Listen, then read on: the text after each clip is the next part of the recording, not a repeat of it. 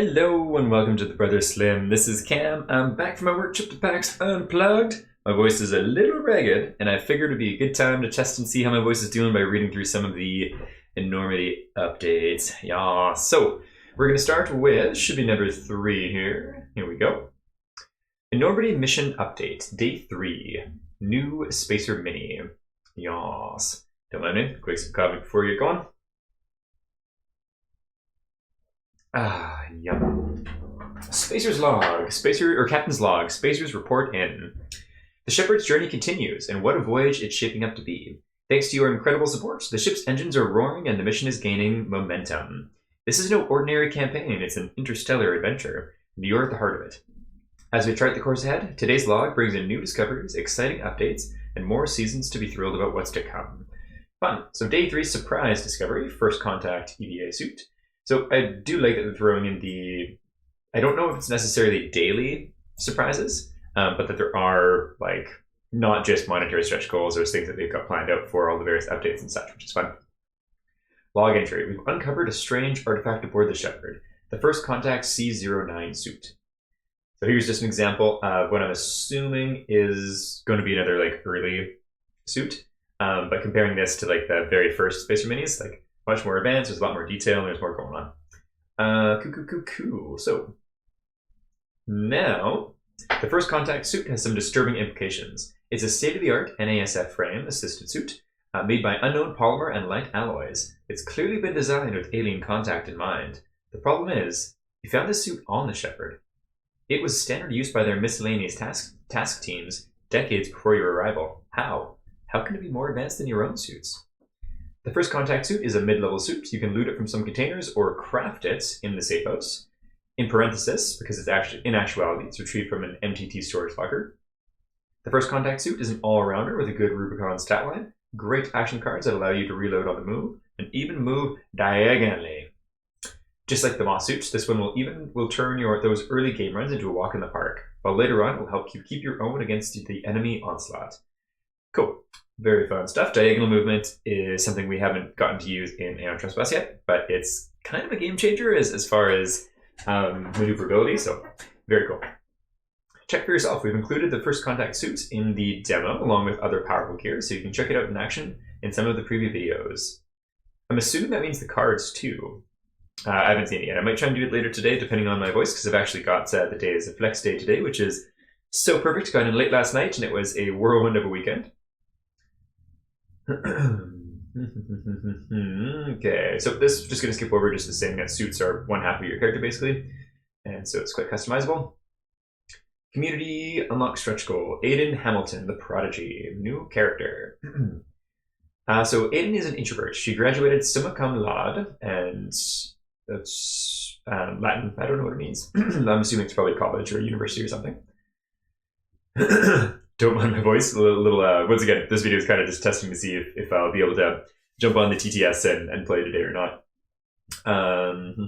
At the NASF Academy, undeterred by the jealousy and ire of both of her peers and superiors who judged her by her looks. She ended up with a bit of a chip on her shoulder. She needs the Coventry mission to succeed, simply stick it to them. Interesting. So a jaded character, I guess. Yeah, so character is one half of your player creation options. Okay, so new gear, Legacy Specnaz. 4 new contraband weapons and gear from Specnaz, a semi-legendary military force from Earth, rumored to have survived the fall of old orders. These never jam, even when covered in alien gore. I'm curious if jamming is a mechanic. Okay. Community challenge update. Spacers, you truly went above and beyond. Your participation in the 20 comment challenge blew us away with nearly 100 creative and hilarious responses. Thank you for sharing what you bring aboard the Shepherd. It's clear the community is packed with imagination and humor. Here are some of our favorite answers. A towel. Naturally, you can't hitchhike a galaxy without one. A portable shield generator. A flamethrower, because of course. Something sentimental to help push through the darker times. No, indeed, that's fantastic. And I think this one is my favorite. It's turned into such a meme comment, but I see it as absolute fact. The 1999 cinematic masterpiece, The Mummy, with Brendan Fraser and Rachel Weisz. Well, obviously, you can't survive without a copy of The Mummy.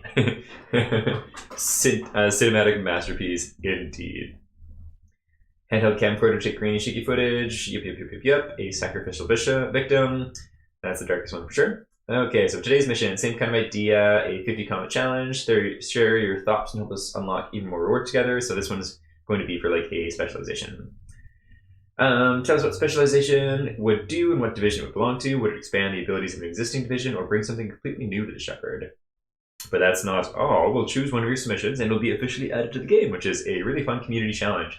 I don't think ITU's really done something like this before, where usually like they've got their ideas and they stick to it and they listen to and incorporate feedback, but like the core content they put out is what they've already decided upon. So pretty cool. Drop your ideas in the comments below. We need 50 responses to complete this goal. Fun. The Rotting Order campaign spotlight. So once again, we've got the audio sample there. So it includes Faraday NN3 Gatecrasher suit. I wonder what Faraday is, because Faraday key or Faraday something, I think that is some sort of scientific term.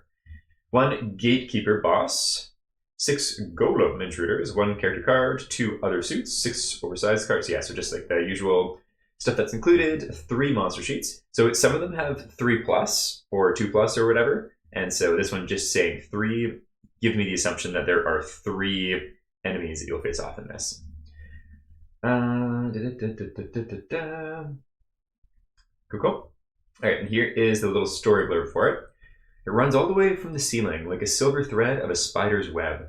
Shivers as if moved by some unseen current. If I weren't here the whole time, I too would not believe it. But it happened. The alien astronaut walked through it from some other place. It moved with purpose, killed Heller with a mere nod, turned her into bloody pulp, goddammit. Into a pulp, without even denting her suit. Then they were gone to fulfill whatever higher calling brought them here. In that brief moment, when they crossed the threshold, I think I saw a monolith, black and smooth and ancient, and evil? No, not quite. Callous, as if it stood for all eternity. There was a flaw in the monolith's surface, a wound festering, and something beyond it, something terrible, desperately trying to get through. The alien astronaut, they didn't come here with purpose. They were running.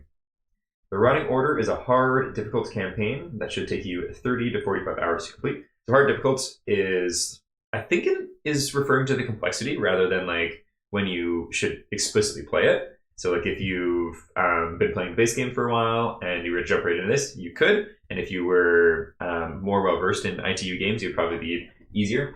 I think that's their wording there. So that sounds pretty neat. That does sound pretty cool. Kind of gives me The Expanse vibes, maybe a little bit. Not like a copy or anything, but just like maybe, I don't know, like the ancient evil trope is always a good one. And so it's interesting. So I don't think ITU is a tropey company at all, but they're leaning into a lot of like very tried and true, fun sci-fi tropes, for lack of better words. And then they're going to be putting their own personal, phenomenal ITU spin on it. So I think these all sound really, really cool. Survey time, Robodog or Cybercat? It's time to settle the debate once and for all. Should we include a Robodog or a Cybercat in the game? The decision is in your hands. Check out the artwork below and cast your votes. The winning companion will be immortalized in the game. So we got Cyberpup. Checking out a hand. And then Kitty Cat. I actually didn't see that little thing up there before. That's cute. Alrighty, so closing transmission. That's it for today. Thank you for the incredible support. We're making this journey unforgettable. We'll be back tomorrow with some more updates and new discoveries. Until then, keep exploring, commenting, and unlocking those stretch goals. Fun stuff. So this, I'm obviously recording later than when this update was live, so I'm just kind of catching up going through. In Canadian buccarinos, the campaign's sitting at just over 1 million now, which is awesome. So I think that's somewhere between 700,000 and 800,000 euros or euros. I think the campaign is in. I think it's euros, so probably closer to 700 than 800 at least. All right, let's do update number 4. Number 4. New character, Robodog, new specialization, TTS mod, Grand Intruder Spotlight. Yeah, so this one was a long one. I read it while I was on my trip. It was, I couldn't get through it all. I was so tired after all the work stuff. So it'll be fun to read through again here. So Spacers, gear up. Today's update is a special one. We're diving deep into the spotlight for the intruders, but before we reveal all the details, let's take a moment to go through the stretch goals you've unlocked recently. 700,000, new character, the professional. Huang Daoming. Wang Gaoming served in the Chinese military before transferring to the Chinese space program. He joined the Coventry's mission as a result of an agreement between China's government and the board of the United Corporations. Once again, this is character, so that is like part of your who you play. Alrighty, so we got the Robo-Doggo. The votes are in, and the community has spoken. Robodog takes the win. This loyal high-tech companion will officially join Enormity as a support gear. Thank you to everyone who participated in the poll and shared your love for our futuristic furry friend. Dingo Doggo. I actually voted for the dog too. I love me some kitty cats too, but dogs for the win. Some new specialization. Combat Body Engineer. Combat Body Engineer has won, not because the other top ideas were worse. We love, for example, Biotechnician from 15 J. Thompson, Void Architect by Evan Kelly, and War Correspondent from 13th Monkey. It's always so much fun seeing various usernames. Because some of these concepts already overlap with stuff we've got in there. Just check the Snatcher Spotlight or the Grey Death expansion. However, there are interesting threads in each of these that we didn't think of, and they'll complement those we already have nicely. In other words, you'll see your ideas reflected too.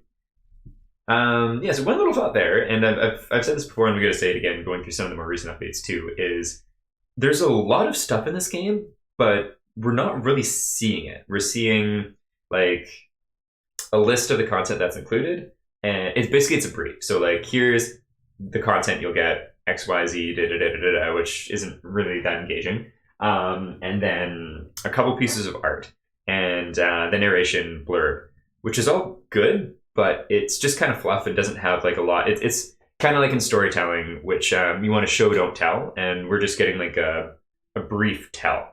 So, for example, how some of these things are already included in the game, like we have no idea about that. And to be fair, maybe that's not something that they want to show off right away, especially considering these are expansions that are very much going to be in development and I think are shipping later than the base game anyways. But yeah, would like to know a little bit more about the expansions, about the game itself, and see some more visual content, because ITU has amazing artwork, and the artwork transcends just like big art pieces, like all of their like all of the card components and such. Almost all of them will have some form of artwork on it. Not every single one, but like even the statuses will, the creature sheets and such, AI and body parts for bosses and such like that too. And I get that they're not doing AI and body parts for all of the gribbly little mob fellows, but just getting like some little hints and clues about what the various fellers do, I think would be cool. And so like we get some hints and clues later in this update, but I'll touch back on that a little bit later. It'd be nice to see more of like what the actual content of the game looks like, instead of it kind of being a node, for lack of better words. But unknown's not the right word. Like the TTS is awesome, and the stuff that they show on their main page goes over things quite thoroughly, but again, it's just kind of fluff. As a comparison, I'd recommend looking at their 12 Sins of Heracles campaign, which is an absolutely enormous scroll, mind you, but like it does show a lot more stuff about like the things you'll be doing and what you'll be facing off against too. Okay, anyways, that little tangent aside, onto the Combat Body Engineer. This is how Ophir described them. New technology allows now to wireless telemonitor and others' midbrain and influence it. Originally a therapeutic device to monitor and assist the rehabilitation of head trauma, stroke, and several neurological patients, the Army proceeded with its own R&D, because of course. Now Combat Body Engineer, CBE, can support and assist his fellow combatants, monitoring their basic homeostasis and giving the midbrain orders to affect and regain that balance by secreting hormones, regulating bodily and cerebral pH, shifting blood supply via constricting certain vasoactive pathway and dilating others, attenuating stress by releasing endorphins, raising adrenaline via adrenal glands medulla, raise systemic coagulability when injured, beware not to induce blood clot in the wrong place as a side effect. Okay, it's pretty wild. So the CBE, or Puppet Master, by those who dislike the thought of being mind hacked, is a unique team member who can monitor and assist up to 3 other team members, not by themselves, because obviously it doesn't need to be him, as a handler system implanted in him. This, once again, is just the person wrote it. Affect others with implants in their midbrain, but cannot control its own midbrain. This idea is right up our alley and will add additional dimensions to our body sleeves system. With this unlock, the Combat Body Engineer specialization is added to each engineer division character, broadening their progression tree. Cool. Yeah, that sounds pretty sweet. There's a lot of interesting ideas in the comments. I checked one in there too. it was cool to read what people thought. One I'm surprised isn't in there yet, and I would love to see just because it's such a classic like sci-fi trope is Android. That's not the idea I had, and it was one that I think multiple people had in the comments, and wouldn't be surprised if we get it as some sort of unlock before the end of the campaign because it's such a classic. Actually, I watched Alien Romulus partway for the second time on the way back in flight, and it's just androids, man. They're such a good trope, so good. Okay, so body sleep system. What's that, you ask? It's our meta solution for player lives within gameplay mechanics. In Enormity, your spacer can die. When that happens, they eject a consciousness black box. This black box is then used to 3D bioprint a new body for you in the EPR, emergency printer room. You can do it as many times as you want, provided you have enough biofilament for the printer, which you don't. Maybe there's some more aboard the Shepherd. ... Alrighty. New variant intruder, the security deck Grin. One oversized card. One oversized card, nice. So I think what this is, let me just read through it here first.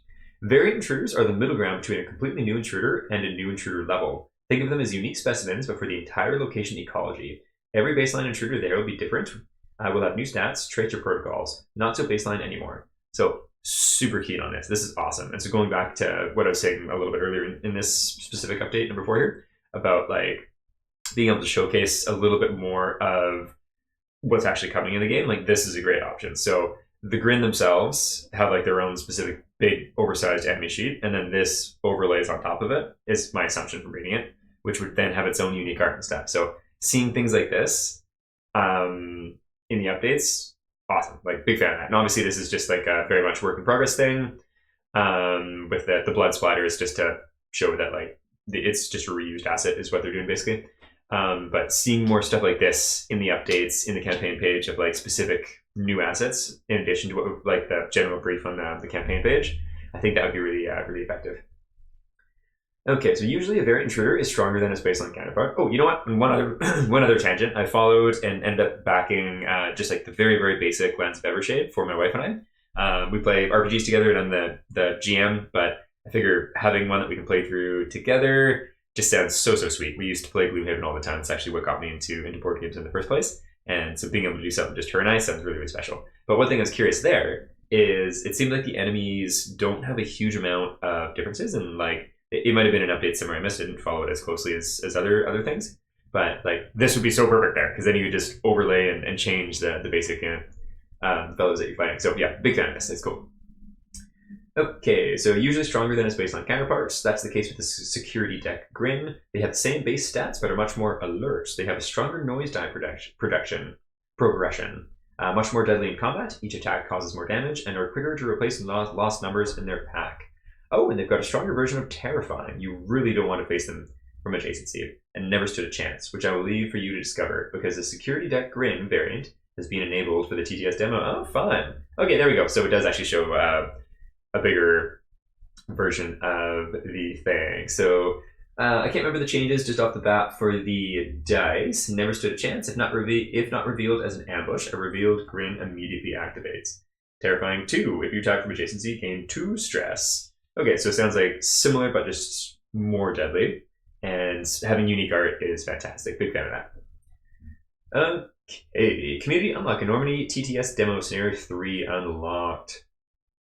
That's right, it's already there, unlocked. You can take the overpowered suits, weapons, and gear you've earned in Scenario 1 and Scenario 2, the Mothman Incursion, aka Boss Battle, into Scenario 3 and smash those automos to bits. So I'm kind of curious about this. So I think this is what One Stop Co-op Shop played as like their demo version of the game. And I love Mike in One Stop Co-op Shop. But the video just seemed like a little bit different than normal. I don't know if he just wasn't enjoying it or having an off week, or who knows. Real life is obviously a big deal and affects what we do in other ways as well. But I saw some interesting comments of people saying like, man, like you didn't learn like a lot of the mechanics, and usually he's so spot on, and he'd missed a setup too. But I do kind of agree with his his overall thought that like it was slow to get going and like wasn't that rewarding when it wasn't like a specific story mission. Because if it is the same one, it's like you're just kind of going on like what would be the equivalent of Kingdoms Forlorn, like a delve without it being a specific story. portion, like just going for the sake of gathering stuff, getting new things, and exploring, such like that. So I'm going to play it and develop my own opinion, but it was interesting hearing his, and then he also set it up wrong too, which is weird because he's usually like such a pro. Anyways, I think that's a third of hopefully no more random tangents, but yeah, so I'll be curious to play that later. And my voice is holding out, so I think I might actually jump on TTS today. Okay, so if you want a more challenging scenario to see how frantic and deadly Enormity can be, take a recon run instead of the stealth one. Or if you're a masochist, go for the combat run or overrun, with the caveat that the last one is very experimental. Alternatively, try the scenario with the level 2 Automas or level 2 Grin, or the newly added variant Security Grin. Sick. So yeah, honestly, like, yeah. I'm going to wait to develop my own opinion instead of just following Mike's on this is the short of there, because it sounds like there's a lot of different options here too, which is cool. So level 2 Automas, very cool. And now, I feel like I'm reading a little bit slower than usual too, maybe, because this is actually the bulk of the update is what we're getting into now. So Grand Intruder's Spotlight. Hey guys and gals, I'm told there's a hunger among you for an in-depth deep dive into Enormity, like your old endless ATO scrolls. Some of you would like to hear more about the game's mechanics, others want juicy lore, and some would just like to check out the miniatures up close. All good things, I'm a fan of all three. Why not kill 3 intruders with 1 stone, or well-placed rifle burst? Let's look at all the alien, bizarre, and horrific things that you'll face. Those already in the core box, those just within reach, looking at you, Snatcher, and those that we'll probably save for a reprint campaign. Before we dive in, a couple of words on the naming conventions. Mothman, Slender, Journeyman, Headless, Goatman. Those don't sound like alien species names, do they? We wanted to ground the story of Enormity in something real. Astronauts making first contact with something unknown wouldn't really know what it's called, or even if it has a name. No. To make sense of the things they're seeing, to tame them, they would use references, labels, names they're familiar with. Urban legends and cryptids are a good reference point. Super agree there. I think it's a really fun touch, and then it's part of the reason why I really like that they've got like the Latin names on the main page too, because again, that's just made up by our spacers basically, trying to justify them and then coming up with like what is it? So like Latin scientific name and common name or whatever it be. So yeah, I think it's a fun touch. When a spacer sees a giant winged thing with glowing eyes and a distinct shape, they will call it a Mothman based on that superficial similarity. In fact, the thing has little in common with a Mothman. It's not even a creature, but some kind of environmental suit. But that name, it just gives some comfort, some familiarity. Whether human or not, the alien beings of Enormity are truly alien, frightening, and weird. Isn't that weird? This familiarity to Earth-based myths serves to highlight the alienness. If everything was strange, nothing would be. But the uncanny, the slightly skewed, and the not quite right, the thing that exists just outside reality but close enough to mimic, that is the most terrifying.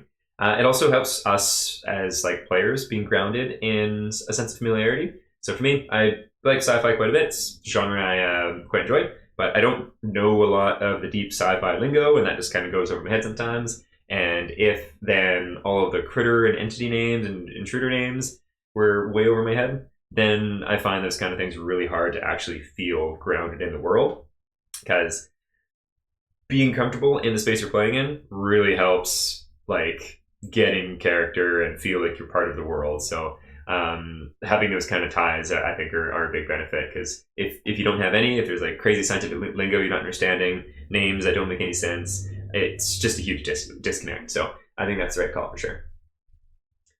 Mothman. Oh, yeah, here we go. So Mothman, Solitius Migratorius. So once again, this kind of like I think the Latin, and I don't think it's all like perfect Latin too. I'm no expert though, but I do kind of want to go through the Latin pieces, and I might make a video of it if I've got time. Holidays are obviously very busy, but it's interesting because I think it gives us little nods to like how these critters operate in the universe and what we can kind of expect or extrapolate mechanically as well. There it is. I like how it's on top of all this stuff. I really like this sculpt. I like this one more than the one that's holding the dead spacer, because it's kind of like what's his name? Scarecrow arms a little bit, which is kind of static, but the fact that they've got him lifted up makes it much more dynamic. Okay.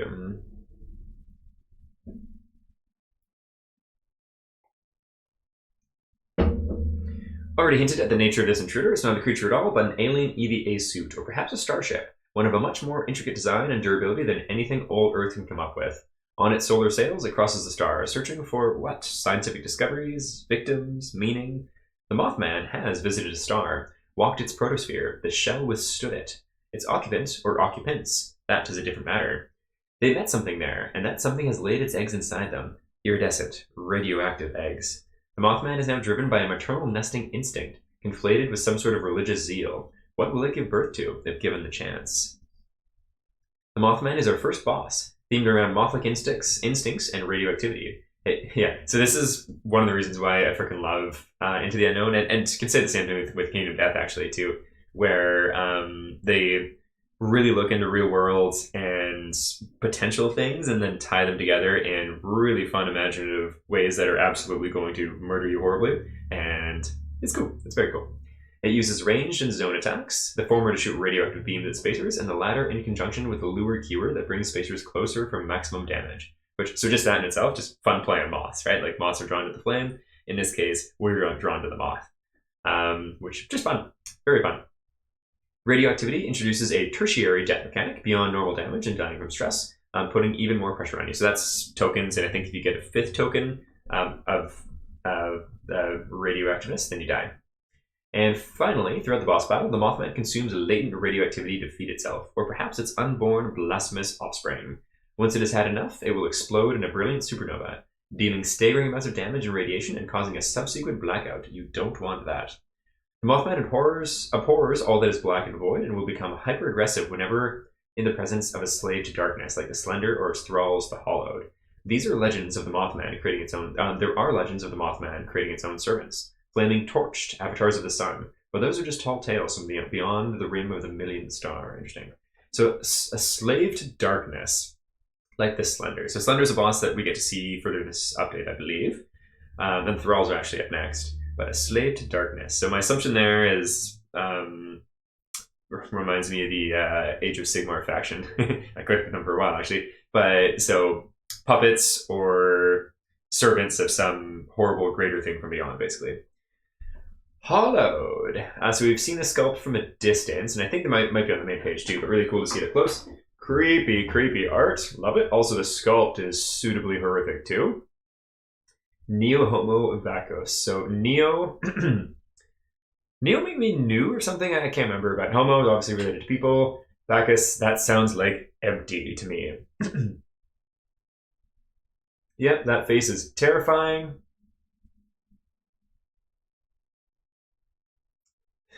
Very terrifying, very cool. On the Shepherd, a quick death from a shot or claw is a mercy. If you're less lucky, you may end up as Hollowed. You'll meet these pitiful creatures in the darkest pit parts of the ship, their mouths grotesquely agape, endlessly droning. The Hollow serve the Slender, which is in itself just an emanation of some void entity. There we go. Inside these slack jaws, something akin to a black hole forms. They can and will devour everything. So again, just kind of cool how what these things do ties back into being servants of the void entity or whatever, especially with the black hole. So the assumption there is their mouths / stomachs or whatever are some sort of means for their overlord things to get some sort of good from them, which is just kind of fun. There are many dangerous subspecies of hollows, chief among them the bloater, a giant abomination, fat on life and light, ready to disgorge its gravity-crushed innards all over you. That's disgusting and I love it. A rare sight is the Cosmonaut, a very old, tall hollow, whose deformed spacesuit hints they once belonged to the Intercosmos Kosnichiva Programma of something called the Soviet Union, supposedly of old Earth. You've heard no such thing. Hollows hate light. Cool, cool. And then there is kind of top down of what they're going to look like. Here is the Slenderman. Tebralius migratorius. Really like what they've done with the sculpts, with all of the details that you can see on the tentacles and such. Before, I think it was just like totally clean black tentacles, or well, that's what the art is. And having totally clean surfaces is hard to paint for most people. Like, you got to be like a pretty good painter to make just clean surfaces look really good. So I think having the detail there and being able to dry brush it will be a lot easier. And also seeing it up close too looks really cool. So very much Slenderman vibes, extremely long arms, gribbly fingers. That mask is cool. And then you can also see like it looks like it either was or used to. Yeah, maybe it used to be humanoid at least, because it looks like Slenderman, like a person that's just too long and tall with a blank face. So really fun play on that. Kind of like a mix of Slenderman and Vecna from Stranger Things is the vibe I'm getting. Slender is what happens to a person if they stare into the eye of a black hole, and the black hole stares back. A spacer, possibly of Earth origin, though with its body so warped it's hard to tell for certain, transformed into a grotesque being of darkness and immeasurable gravity. The Slender stalks the corridors of the Shepherd, drawn to light and life, both of which it extinguishes with an unnerving, understated glee. In battle, the Slender utilizes the grand force of a black hole's gravity, as well as its elongated, fleshy tentacles. The Slender moves through the ship with ease, unobstructed by doors and bulkheads, and moves when you cannot see it, and disappears in the darkness only to reappear right next to you with the faintest of sound. Don't look straight at it. Ever. It would also, so I think that's straight up, like, that is Slenderman lore or whatever, what's it called, like urban myths kind of stuff. It moves when you cannot see it. Yeah. I really hope that is a play of Weeping Angels and Doctor Who, because such a cool, creepy thing, and I'm absolutely here for it if so. And if we don't get that here, I would love to see that in some sort of fashion. You are not sure if a Slender can ever be killed definitively. Though it certainly leaves a corpse at the moment of death, its head implodes into a singularity, a final cruel parting gift you have to deal with, only for the creature to reappear later in a different part of the ship, seemingly undamaged. Some say the Slender serves a higher purpose, a higher entity, but there is no evidence to back these claims, just stories told to one another out of fear and hopelessness. There must be a purpose, right? Nothing could just spread such pain and misery without purpose, right? Automatas. AA's automated autonomous units. Yeah, so seeing the close-up of the sculpt looks freaking sick. There's a lot of fun, creepy details with all these paws and mushroom things. Really cool. And obviously unnecessary, but having the little eyeball lit up red is a good touch too. Yep. Seeing these up close, awesome, fantastic detail, and the sculpts look so much better than what was on display in 12 Sins of Heracles campaign. And then there's a whole bunch of them from relatively top down. There's a copy here too. Okay. Space is hard. In fact, it is hard to survive in space, to travel, to thrive, almost impossible. Humanity has not evolved to inhabit the void between the stars. We did, however, create a form of artificial life that can. AI. Well, not true AI. True AI is banned by the churches as well as the corporations. Both know they would become obsolete once a real gen AI would emerge. It would be godlike, so no true AIs. VIs, virtual intelligences, somewhat confusingly called AI for commercial and marketing reasons. VIs are enough. They mimic human behavior just enough for us to accept them, to use them, to sometimes fall in love with them, without them ever being a threat to our sense of superiority and uniqueness. And that's not even counting the safeguards in the form of the actuated 3 laws of robotics, version 1.53318, with the 0 law hotfix. So I think the 3 laws of heresy relates directly to the AI, I believe. And it mentions that in another update. AIs, in their physical frames, called automations, or automatas for short, have made conquest of the solar system possible. They have made the Shepherd's mission possible. And now they have malfunctioned. A mysterious infection has spread through the automatas of the Shepherd, from the lowly cleaning scuttler to the mighty loaders and armed security units. Mighty loaders and armed security units. So, I wonder if we'll be able to hijinks a loader and maybe face off against some big groovy beasties, perhaps. This alien fungi has done something to them. Made them smarter, deadlier, made them feel pain. It made them go mad. The automatas of a shepherd now roam in its empty halls, hungry for food they cannot consume, asking existential questions and warring with you and with other automatas. Has the fungi created true AI, or has it spread madness? The Undead, UND Android Series 3. UND's ultimate nanofabricated androids. Fun play on Undead for sure. I wonder if this will... Okay, let's see. Once again, scope looks awesome. Here for it. Looks sweet. No, they are not undead. However, they're never alive to begin with. And UND androids is quite the pleoism, as UND stands for Ultimate Nanofabricated Droid. Supposedly, they are cutting-edge VIs as close to the Gen AI threshold as anyone has dared to tread. They certainly look the part, with humanoid frames and with perfect motor controls and the latest quantum processors. They can perform the most sophisticated tasks, both menial and mental. Many rogue outfits on old Earth used UNDs, especially those of the third generation, as assassins, strike units, or security detail. Some think it is a corporal lie that the UNDs are not VI or AI at all, but rather re-sleeved human consciousness, reprogrammed only slightly to not remember what they once were. A horrible thought. And when that becomes moot on the Shepherd, the UNDs here, either an unofficial part of its crew or a team sent by a third-party shadow faction, have also been infected by the MG fungus. Their madness is manifested in a different way. They want to become human, to the point of hunting spacers, wearing their skins as cloaks, skulls as headgear, eyes as good luck charms. Nasty. Though the country's anthropologist sees these actions somewhat form of primitive form of tribal life and spirituality, you only see grotesque murders. The undead hunt in squads and coordinate their tactics. They prefer long-range weapons, but move close for the kill to not spoil the trophy. Oh, that's kind of a fun mechanic.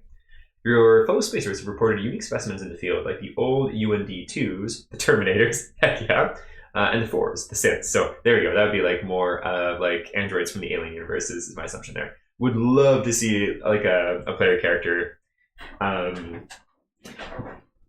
profession like that would be sick. So then if you could, and again, maybe it's just not in the cards, just given like the fungi and corrupting all of the AI, VI kind of stuff. But if you could make any of like the pre-generated characters an android as a profession, I think that would be just so much fun. I would be stoked on that. Okay, the Preacher. HD11 Spider Loader.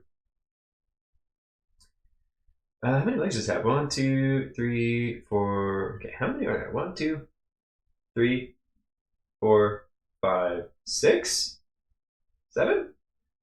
I don't know if there's 8 legs to be a proper spider, but that's not too relevant. I feel like it could use another leg or two, just to, like, doesn't look super scary. I do love the head though, and the little pokey fingers at the front. The loader spider bot has been heavily used in logistics industries and on remote missions like that of the Shepherd. Their dual brains, positioned somewhere between basic Automa and UND levels of complexity, made them quite smart. That was before the MG infection. Now the spider robot is on a different plane entirely, because although the size of a brain correlates to intelligence only mildly, the loader's brain is huge, and so is the fungi that overgrew it. And again, don't really see any fungi. Oh, actually, no, there we go. So there is fungi hanging off of its belly, it looks like. Oh, and there's some there too. Just a lot less. Okay, there's some. Just looks like a lot less than the normal little minion automas. Okay. Loaders found that elusive spark, or, depending on the interocular, timid need for it, divinity. It looked into the vastness of space and found God. Not yours. Not anyone you know.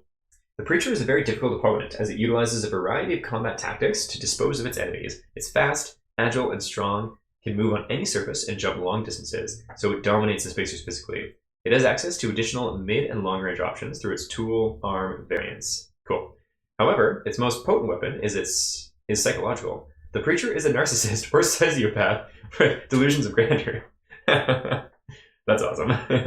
Many follow its teachings of their own free will, many Automas, many UNDs, some Davids, and some humans. Do not be swayed by its reasonable words or its fake miracles. It does not serve God or anything. It is the devil itself. So Davids I think we see later, and I don't know if they're going to be in the base game. I don't think they are. The Grin, Digitzuin Nigrum. Once again, sculpt, especially this like high definition up close one, looks awesome. These things are creepy, and I'm here for it. Really good body horror.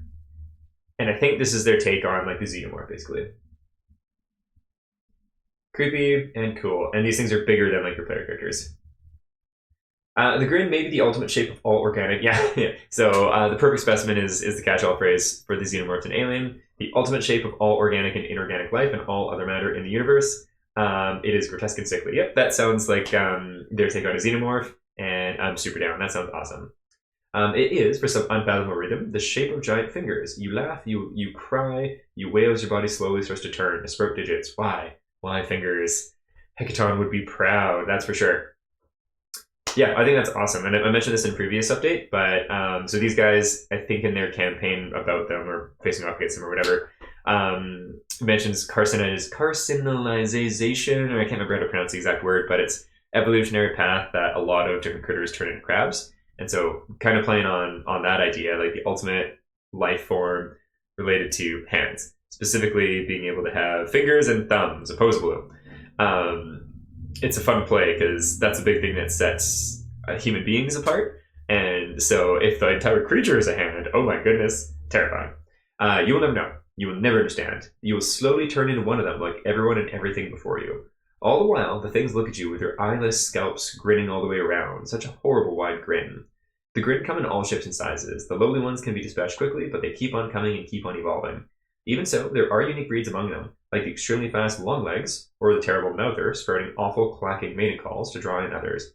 However, deeper in the ship, so those I'm assuming are like unique specimens or maybe like variant overlay things. Deeper in the ship, you will meet Grin Praetorians, Digizune Custodum. That is creepy, creepy art. Yeah. Oh, they're so creepy. It's kind of like a hand gorilla.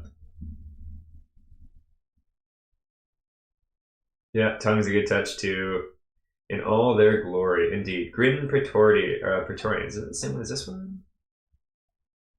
Yeah, okay, so I'm assuming this one is probably a special, unique one here, which we've seen the art on the main page too. Creepy, creepy, creepy, creepy for sure. Yep. Oh, yeah. Definitely gives me some, like, it's not Kingdom Death, but it's probably as close as you can get to being Kingdom Death. Okay, and this is the finger fin unique specimen. Yep. Cool, cool.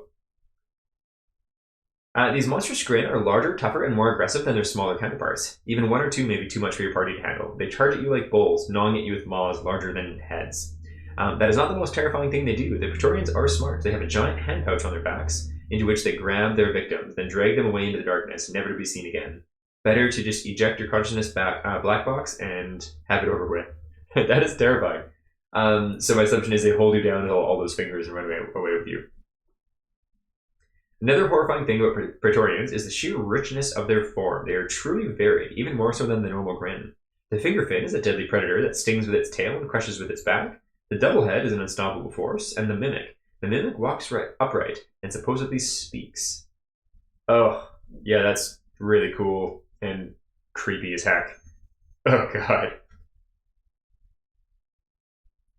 I wonder if that's a Praetorian too. Oh, double head, yeah, that would be cool. I assume. And there's some art of them. Oh, interesting. So I wonder why there's multiples of this kind. Interesting. And then the conductor, Primo Digitus Imperator. There are so many fingers going on here, and it is horrific. So my assumption is this is kind of the equivalent of like the Queen in Aliens. Oh god, it's so creepy. Looks great though. Like, this thing is horrific. The grin infestation converts everything. You, other intruders, dead tissue, all organic and inorganic matter, from corpses to bulkheads. There is no discernible hierarchy among the grin. No social structure to speak of, no herd behavior. Yet, there is some malevolent intelligence moving in the background, sowing seeds of destruction, preaching the coming of the outer dark. Is it this conductor? Who knows? But the conductor is the largest, ugliest, and deadliest grin you've faced. It is always accompanied by a retinue of baseline grin and Praetorians, for once acting in unison. Interesting.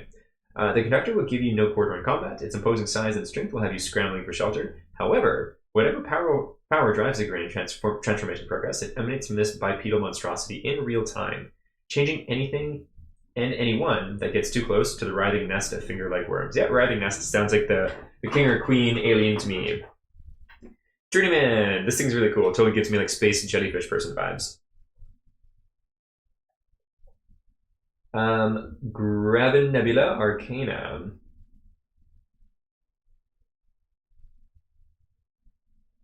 Cool, cool, cool. Yep, jellyfish kind of insectoid vibes for sure. Looks really neat. The universe is vast and unknowable. The human race is but a blip on the radar to be eternally extinguished at any moment.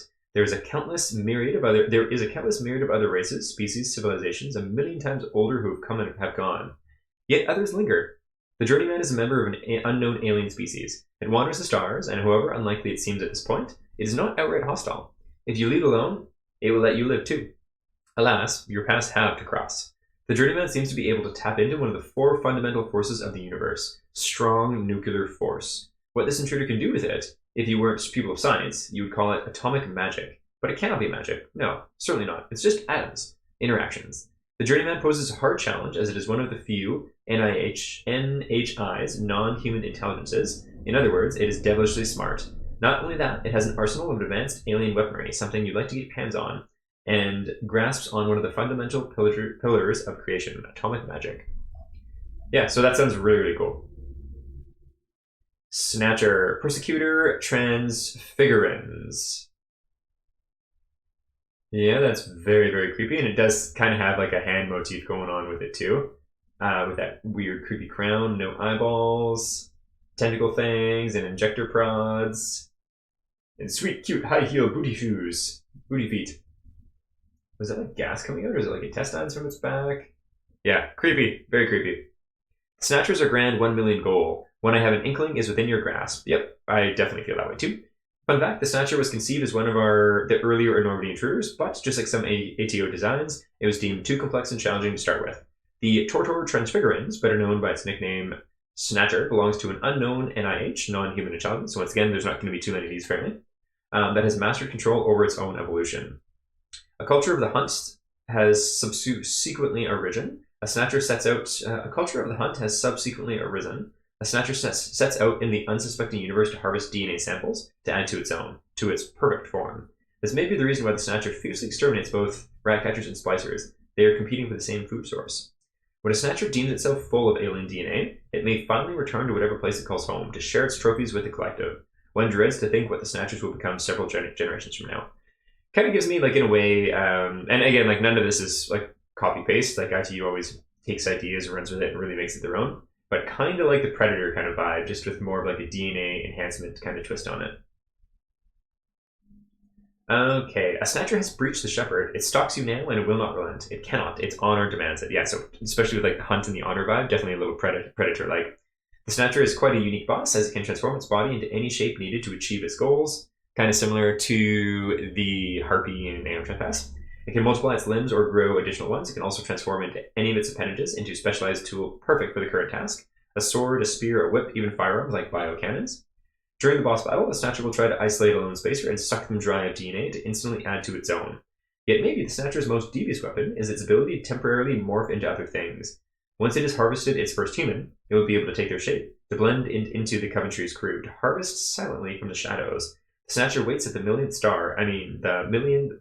stretch goal.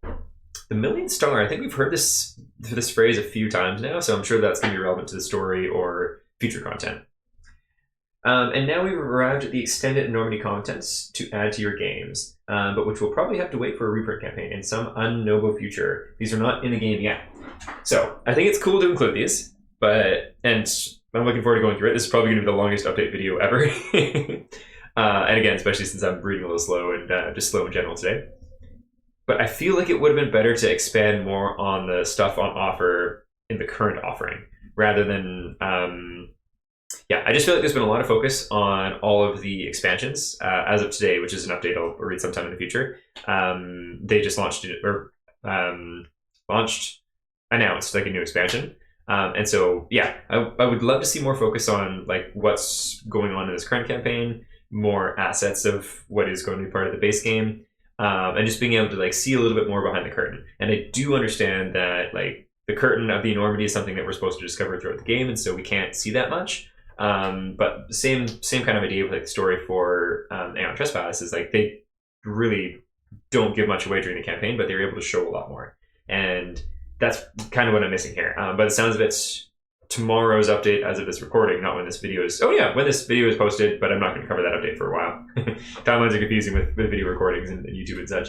I think Marcin is going to deep dive into a whole bunch of the stuff about the current game, which I'm really excited for. I kind of wish it came a little bit earlier for people who thought this was interesting but were on the fence and aren't already like really big fans of ITU. Because I've said it before, and I think it's their biggest self-detriment sometimes is...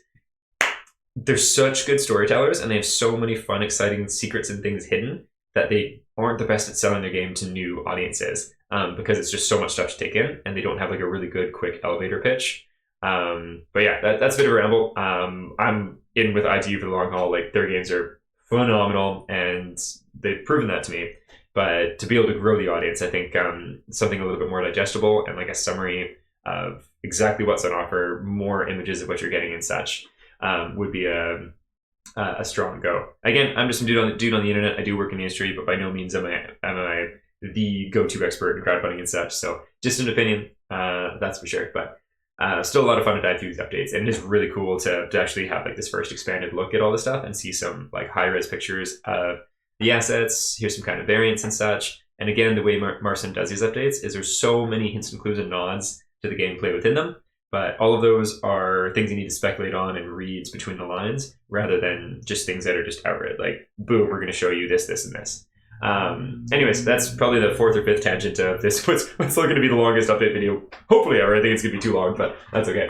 Let's look into the things that are likely going to be in an expansion reprint campaign. So again, like crowdfunding, sorry, tangent continuing. We know that reprints happen. They happen for almost every game, and I fully support reprints because it's a great way to get new audiences in. It's also a great way to make more money on games, from my understanding, because reprints, the only thing new is going to be if you're adding more expansions or more content to it, but reprinting the original is just like a moneymaker. So here for it. Great way for companies to thrive. Here for it. Do we need to know about the reprints like within the first week of the campaign?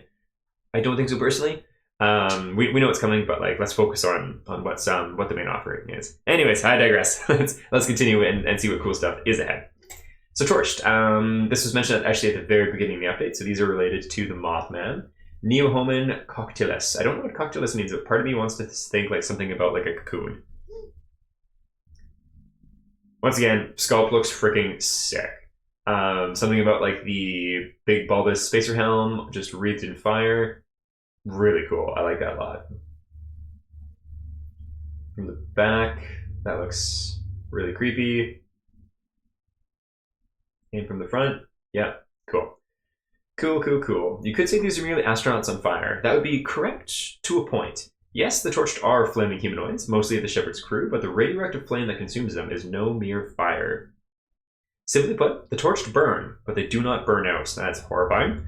The agony they're experiencing is forever painted on their strained faces. The Torched seemingly serve the Mothman and protect its nests. Though they usually rush at you, a fireball of destruction, they are much more intelligent. Some Torched stay behind and attack at range, while others, like the Wisp, can even imitate a human's voice and lure you to your doom. Oh, and some Torch explode when killed. Yay, grunt birthday! The Torch are a challenging threat hidden beyond the rim of the millionth star. These are not in the game yet, so there we are with the millionth star once more. So my assumption, especially with that specific wording, is the millionth star is something that'll be relevant for the reprint campaign in the future. So the fly, this art is horrific. I didn't see it so up close before. That is quite horrific and terrifying. That's nasty. So this has got to be a play off like The Fly, the movie, basically. Which, once again, great trope, super cool. All right. Would you believe this pitiful creature was once an EVA suit or a spaceship or of the Mothman species? No, of course not. But that is exactly what you're looking at. At first, you thought the Mothman's survival vehicle traversed the stars exclusively on its solar sails. Although that is true, it is far from the only transportation device this species utilizes. Transportation is another. Teleportation is a tricky business. Teleportation research was banned in Old Earth for religious reasons. The soul is indivisible, they said. Funnily enough, the hierarchs had no problem with the backup body sleep system, arguing that between the deceased body, the black box within your consciousness, and the re-sleeping, the soul's continuum was preserved. No such continuity with teleportation, quantum or otherwise. Maybe that's why the Fly came back so twisted. Maybe you should not tamper with things God forbade. Though the Mothman's sibling, the Fly behaves quite differently. Instead of shooting, it prefers meaty, knockdown attacks. It zaps in and zaps out of the arena. It mutates into increasingly impossible shapes and misshapen creatures, and it causes the very fabric of reality to scream and tear. Maybe you'll even use these wounds to take shortcuts across the incursion arena. Interesting. Very creepy, very cool. The Fly is a challenging boss hidden beyond the rim of the millionth star. This is not in the game yet, so I think this piece we'll just highlight right there is basically just going to be copy and pasted for all these. No matter the size of the updates, some people just will not read and will just see what they kind of expect to see. So copy and pasting this, although feels not necessary, I would say that it is, just so that they can be abundantly clear that this is future content, it's not current content. But so again, then back to the last tangent is like, what about seeing more stuff for the expansions currently? Is kind of where I'm at. Like, yeah, I don't know. David, statuesque androids. This is sick. Big fan of this. And so one thought too. So like, if we have the really high res sculpts of these, but some of the current expansions for this campaign don't have like the really high res sculpts, like there are some that are more work in progress. Is this cut content in that case that is just like things that they weren't able to fit into the main game, and that's why it's already like looking more polished than the expansions are? I don't know. I'm not sure. David's. Okay, what do we got for David's?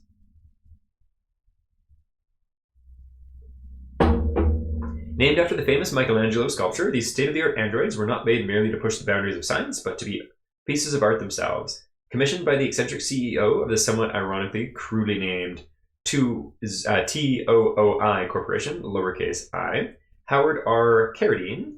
Carradine's a really cool last name. I know one person with that last name, and it's a sweet one. The Davids saw only a very limited release. An exorbitant price and rumors of banned AI experiments circling Twave made Carradine shutter the line after the first series left the factory floor. Carradine funded the Shepherd's mission and delegated his personal Davids to act as part of the crew, stewards, and decoration. It has been decades, and the Davids you meet on board are nothing like how you imagined. They're broken, cruel, and callous. You have no idea if they're infected by the MG fungus, but their disdain for you is tangible. Some Davids, like the demigod, believe themselves gods or the successors of the human race. Others seek the meaning of life and its terminus, like the grim philosopher.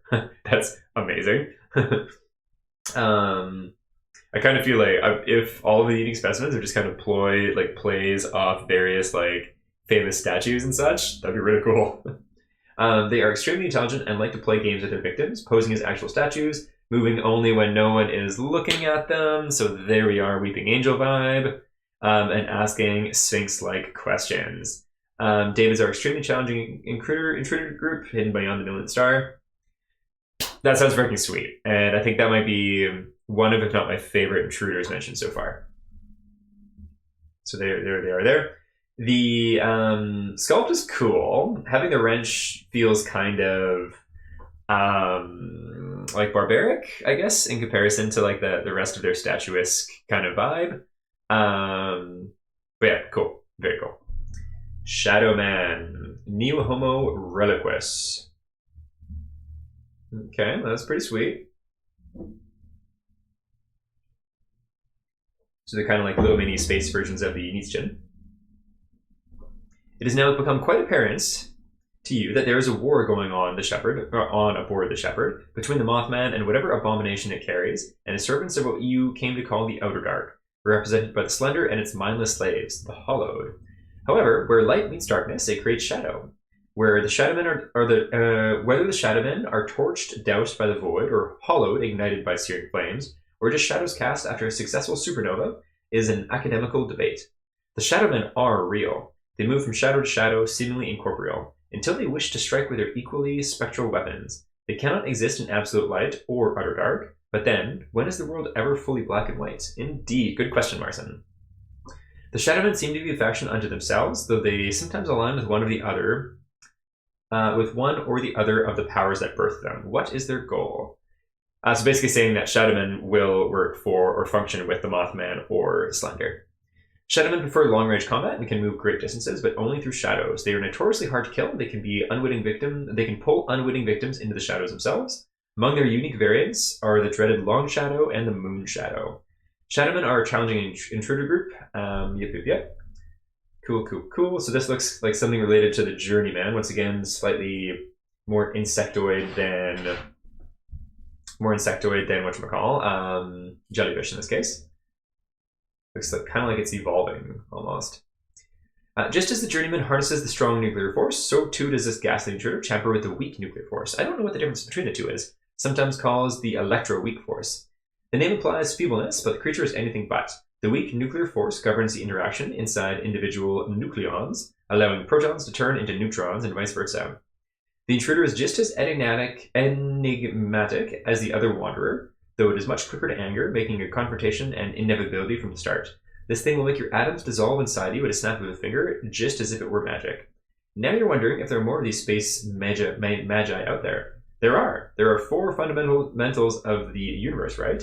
And a rumored 5th. ... Interesting.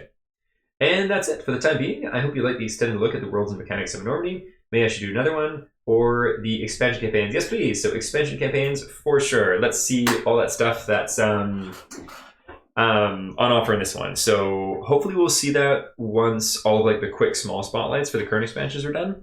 But again, I feel like that's something that we should see sooner rather than later, so people can like get a feeling for what they're buying, because we gotta like, and I'm guilty of this too. People in general have the attention spans of goldfish, and it's going to be much more of like the core people that are in for the long run that already know and really like ITU that are going to be sticking around for each and every update. There's going to be a lot of folks that just check out the page, get kind of overwhelmed, look at the updates, get confused, and then don't back. And in my opinion, at least. Once again, I'm just some dude on the internet. So again, me as someone who loves ITU, loves all the updates, hell yeah, here for it, let's get it. But I feel like those are the kind of things that should be here sooner than later. So Pledge Manager, question and answers, dates, places, prices. Getting lots of questions on the PM, so I thought take a moment to answer the most burning questions. First, when is the PM dropping? Everything points to February. What PM we'll be using? Never commit to anything without surveying all our options and negotiating terms, so it's TBD. However, historically for projects, we've used GameFound. I've got some bias there, but as a backer, I would love for them to use GameFound. I think it would be a really good fit. I'm also, so currently I'm backing the special edition with the miniatures. December's being an expensive month, and I did pick up a couple extra things at PAX Unplugged. So I'm debating on dropping to the base one and then using stretch pay or similar, or whatever it may be, to upgrade to the special one. We shall see. PM prices, will they increase? Likely so. During Kickstarter campaign, they offer games at a higher discount to encourage early adoption. It helps them budget the projects better. Starting in I'm just going to skip past that. Basically, their prices do increase over time. Generally speaking, if I remember correctly, they never increased the prices in the Pledge Manager right away, which was something they were saying in the comments wasn't a guarantee, which I get, like they're just trying to cover the bases, determining on costs and such, but there's some confusion in the comments, I think. Like, they've got a much larger team in the comments, which is fantastic, but whenever everyone's not answering the same questions the exact same, it leads to confusion, which is what this clarification piece is about. Obviously, Enormity will not grow in scope between now and January, so there won't be any sudden hikes. There we go, nice. But we are still looking at something like $10 to $15 on game expansions and campaigns. How long will the PM stay open? We don't like to court FOMO, so we tend to keep PMs open as long as possible until production commences. Yes, until next time, spaces. Well, thank you for tuning in, especially with the tangents and the long read going through the Intruder Spotlight here. That was a lot of content. Some of the tangents I went on to, like, would love to hear people's thoughts and opinions on it as well. See if you agree with me, or if you have anything otherwise to share also. And then any questions on the campaign so far too, thoughts and feelings, would love to hear it as well. But thanks for tuning in. Much love. Happy day to you, and we'll catch you next time. Bye.